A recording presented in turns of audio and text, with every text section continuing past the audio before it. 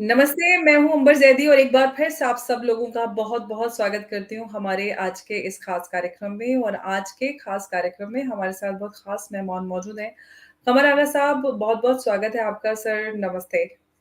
नमस्कार, नमस्कार। सर आज हम बात करने वाले हैं भारत की फ़ॉरेन पॉलिसी पर क्योंकि लेटली हमने बहुत कुछ भारत की फ़ॉरेन पॉलिसी और फ़ॉरेन रिलेशंस के हवाले से काफ़ी कुछ डेवलपमेंट देखे हैं। तो सबसे पहले तो मैं सर आपसे ये जानना चाहूँगी कि आखिर भारत की फ़ॉरेन पॉलिसी क्या है? क्योंकि भारत की फ़ॉरेन पॉलिसी की बहुत तारीफ़ें और बहुत ज़्यादा चर्चा होती है। देखिए, फॉरेन पॉलिसी बेसिकली वही होती है जो डोमेस्टिक पॉलिसी उसी का रिफ्लेक्शन होता है। अब बेसिक पॉलिसी भारत की क्या है? भारत की पॉलिसी ये है कि आतंकवाद नहीं आना चाहिए। नंबर 2, तेल की सिक्योरिटी यानी एनर्जी सिक्योरिटी बनी रहनी चाहिए। और फिर उसके बाद ये है कि भारत को वो चाहते हैं प्रधानमंत्री के एक बड़ा प्रोडक्शन हब बने, मैन्युफैक्चरिंग यानी फॉरेन इन्वेस्टमेंट आए। और फिर उसके बाद ये है कि एक मल्टीपोलर वर्ल्ड इमर्ज होना चाहिए। उसके बाद भारत का मानना ये है कि अब दुनिया जो है वो मल्टीपोलर वर्ल्ड है। दो ध्रुव पे नहीं इंडिपेंडेंट है, यानी या एक, पहले दो थे अब एक नहीं है, बल्कि मल्टीपोलर वर्ल्ड बन चुका है। और इसी तरह से बहुत सी चीजें जो थी चली जाती है। ये फॉरेन पॉलिसी, सबके साथ अच्छे रिलेशन बनाना, भारत के ये बेसिक इंटरेस्ट बात कर रहा था, इन्हीं इंटरेस्ट को इस तरीके से आगे बढ़ा जाए, ये काम होता है फॉरेन मिनिस्टर इसको आगे। जो इलेक्टेड गवर्नमेंट होती है या प्रधानमंत्री मोदी जी, जो इनकी सोच है करें इन चीजों को, जो उन्होंने प्लान किया है उसको आगे बढ़ाना, जिसको कि मोदी डॉक्ट्रिन भी कहा जाता है, बहुत से लोग कहते हैं। जी। लेटली हमने देखा कि प्रधानमंत्री मोदी अमेरिका की विज़िट पर गए, ब्रिक्स और अ, अभी अगर हम पिछले 6 महीने की बात करें तो इस साल में जो ये साल है 2 बार रशिया जा चुके हैं। रशिया के साथ काफ़ी अच्छे संबंध भारत के माने जाते हैं और एससीओ भी हुआ अभी रिसेंटली और चाइना के साथ भी जो बॉर्डर कॉन्फ्लिक्ट है वो रिज़ॉल्व हो रहा है और बायलैटरल टॉक भी ब्रिक पर हुई। तो ये सारी जो चीज़ें हैं इनको किस तरह से आप देख रहे हैं जो देखिए, रिसेंटली रशिया में? रशिया से तो हमारे टाइम टेस्टेड रिलेशंस हैं, फ्रेंडशिप है, हमेशा भारत का साथ दिया, टेक्नोलॉजीज हमको मिली। जब हमारा इंडस्ट्रियल बेस बहुत छोटा सा था, उस वक्त इंडस्ट्रीज, जो बड़ी इंडस्ट्रीज लगी, मेगा इंडस्ट्रीज, उन सब में रशिया ने हमारी मदद की। एग्रीकल्चर में बाकला नंगल डैम बने, फर्टिलाइजर प्लांट, और फिर इस तरह की बहुत सी चीजें, न्यूक्लियर प्लांट वगैरह। हालांकि उससे पहले से भी हमारे बहुत से चल रही थी बातचीत। कनाडा ने भी से भी आया था एक कंडू टाइप न्यूक्लियर रिएक्टर। तो इस तरह से रशिया से तो फिर 71 की वॉर में जिस तरीके से खुल के उन्हीं भारत की मदद की। हमारा डिफेंस प्रोडक्शन और डिफेंस प्रोक्योरमेंट अभी भी रशिया के साथ बहुत बड़ी मात्रा में है। तो इस तरह से रशिया से फिर अब एक नया उसमें एलिमेंट भी आ गया है, ऑयल सिक्योरिटी का, एनर्जी सिक्योरिटी। हमको सस्ता तेल वहां से मिलता है। अगर तेल सस्ता न मिलता तो इस समय तेल की कीमत बराबर बढ़ रही थी, और तो हमारी इकोनॉमी पे सीधा असर पड़ता है उससे। तो ये एक बहुत बड़ा फायदा हुआ भारत को। और भारत चाहता है कि वहां के ऊपर अमन शांति भी बनी रहे, यूक्रेन वॉर खत्म हो, अमन शांति हो, रशिया से सैंक्शंस भी लिफ्ट हो। तो इस तरह से बड़े घनी संबंध है। चाइना से हमारी प्रॉब्लम बनी रहती है, ठीक है। जिस तरह से गोल्डन वैली और दपसंग और ये सारा जो एरिया था, या ट्राई जंक्शन जो था वहाँ पे, भूटान, इंडिया और चाइना का, जहाँ पे उन्होंने 2-3 साल पहले कोशिश की थी कब्जा करने की, बाद में उनको हटना पड़ा। उसी तरह से अब की भी उनको, चाइना को ये रियलाइज हो गया कि भारत से जंग नहीं लड़ी जा सकती, भारत बहुत स्ट्रांग देश है। और जब तक के भारत ने ये भी कह दिया था कि जब तक कि आप जो आगे आ गए हैं, जितना कब्जा किया ज़मीन पे उसको छोड़ेंगे नहीं, पीछे नहीं जाएँगे, तब तक सामान्य रिश्ते चाइना के साथ नहीं हो पाएँगे। हालाँकि हमारा उनके साथ ट्रेड जो है $113 बिलियन का। जी, इस तरीके चाइना को ये रियलाइज़ हुआ कि भारत के भी हैं, उनको भी वो काफ़ी कुछ डिप्लॉय करने पड़े वहाँ पे, बॉर्डर पे उन्होंने भी किए थे और हटने का नाम भी नहीं लिया भारत ने, डटा रहा। साथ में भारत ने ये भी कहा कि हम जो है जंग नहीं चाहते, बातचीत से मसलों का हल करना चाहते हैं। ये भारत की बेसिक पॉलिसी है कि वो युद्ध नहीं चाहता। प्रधानमंत्री मोदी जी ने ये बात पुतिन प्रेसिडेंट पुतिन जो रशिया के हैं उनको एडवाइस किया था कि युद्ध का काल समाप्त हो गया है। तो चाइना के ये देर आए दुरुस्त आए, उनको इतना समझ में आया। अब बातचीत होगी टेक्निकल लेवल्स पे, ऑफिशियल लेवल्स पे, मैप्स खुलेंगे, आएंगे जाएंगे और इनको धीरे धीरे वापस जाना पड़ेगा, जो 2020 में जहाँ पे थे वहां पे इनको जाना पड़ेगा। इस तरीके से बहुत अच्छा है। अरबों से हमारे संबंध बहुत अच्छे हैं। वहाँ पे भी हमारे 90 लाख लोग काम करते हैं खाड़ी के क्षेत्र में खाली। फिर उसके बाद वहां से 40-42 बिलियन डॉलर जो काम करते हैं लोग, पैसा भेजते हैं यहाँ पे, रेमिटेंसेस जिसे कहते हैं।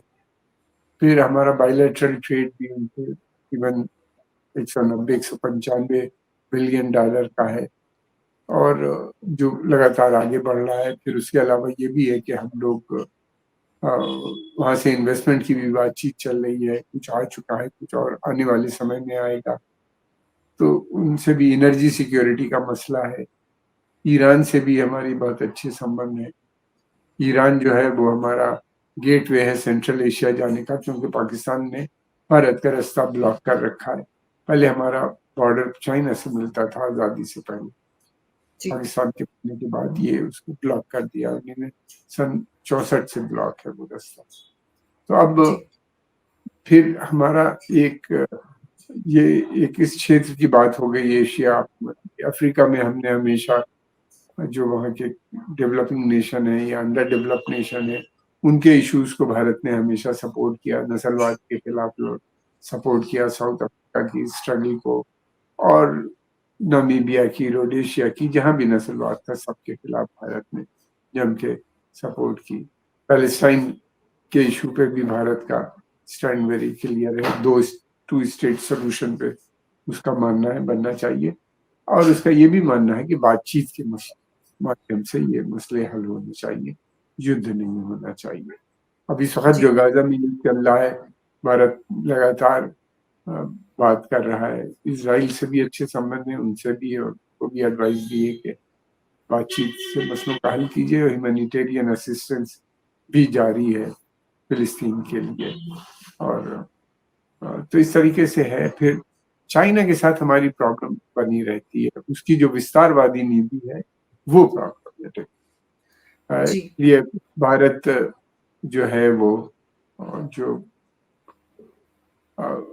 ये जो एक अलायंस बना है अमेरिका, ऑस्ट्रेलिया, भारत और जापान का, इसका भारत इम्पोर्टेंट मेंबर है।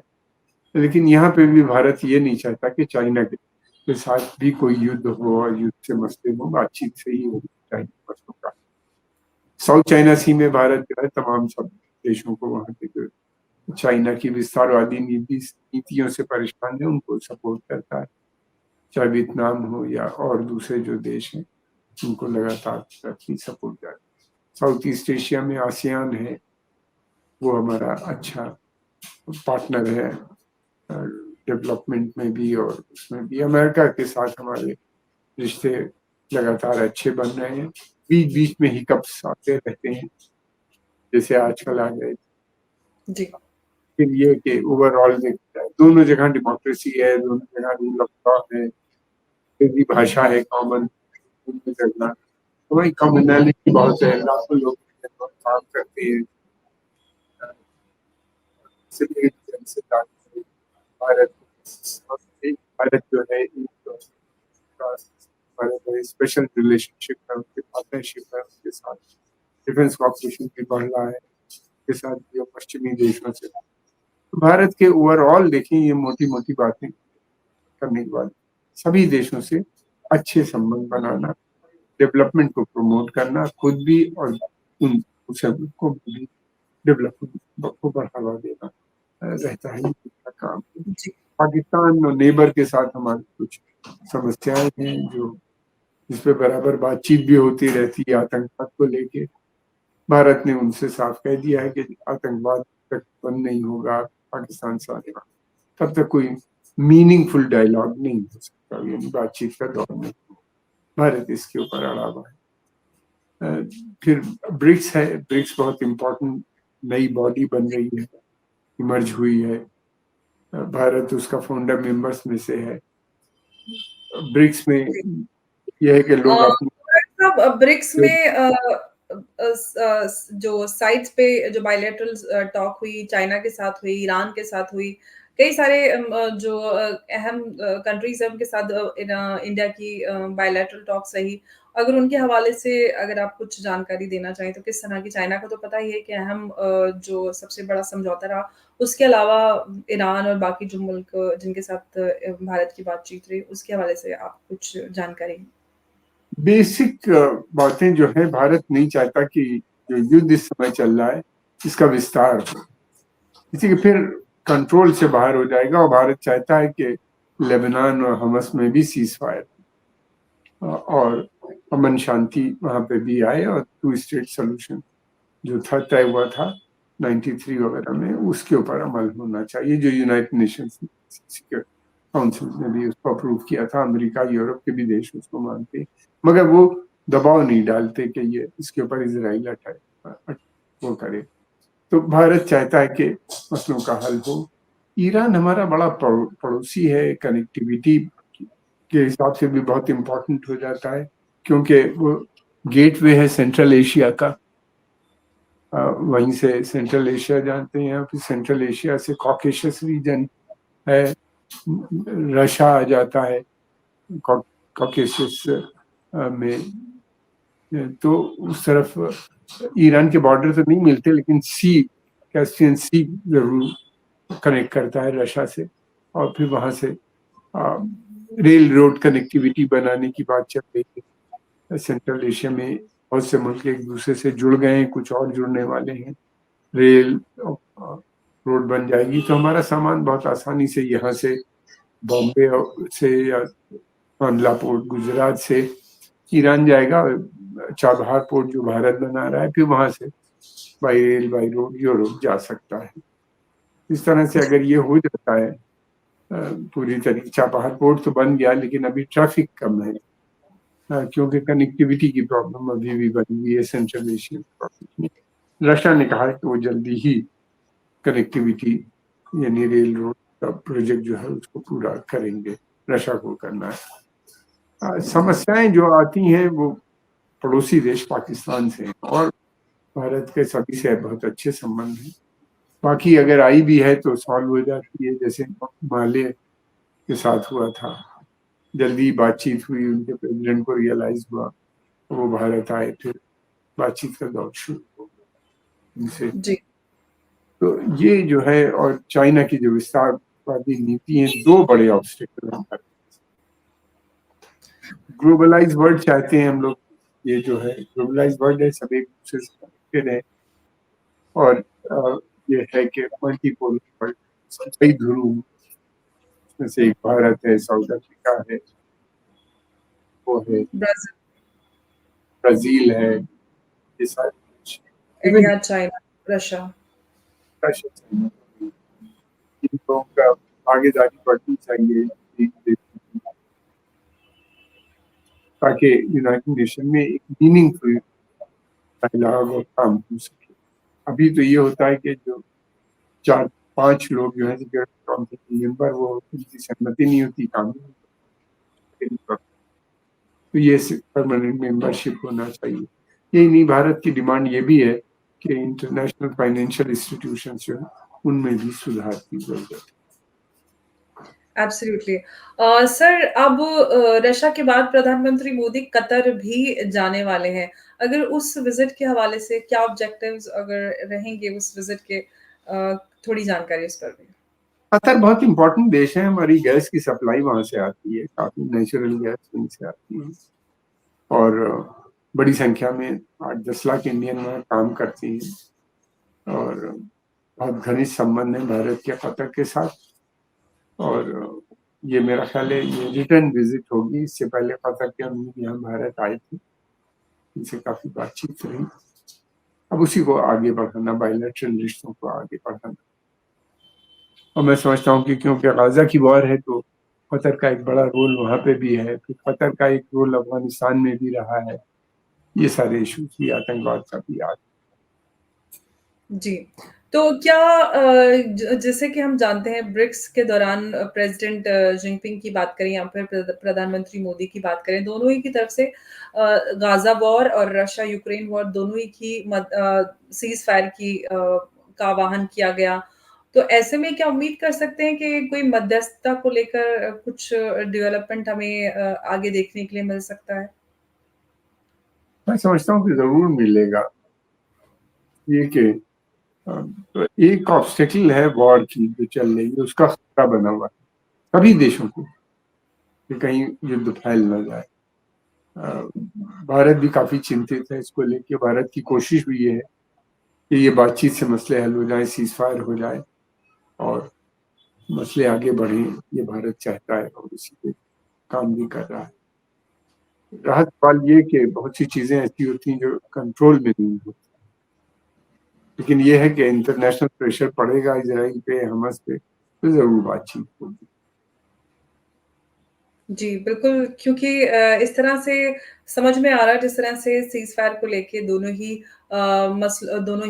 वॉर को लेकर जो बात हो रही है उसको लेकर समझ में आ रहा है कि भारत से काफ़ी उम्मीद की जा रही है। ब्रिक्स नेशन की बात करें तो उसमें भारत ऐसी पोज़ीशन में है जो दोनों ही कॉन्फ्लिक्ट को लेकर मध्यस्थता के लिए अहम भूमिका निभा सकता है।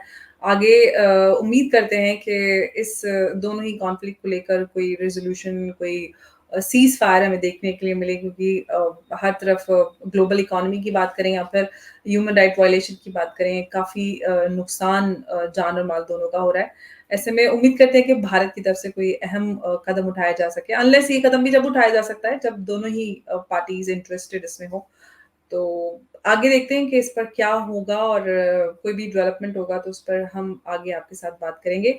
सर बहुत-बहुत शुक्रिया आपका हमारे साथ इस अहम चर्चा में जुड़ने के लिए। नमस्कार, जय हिंद।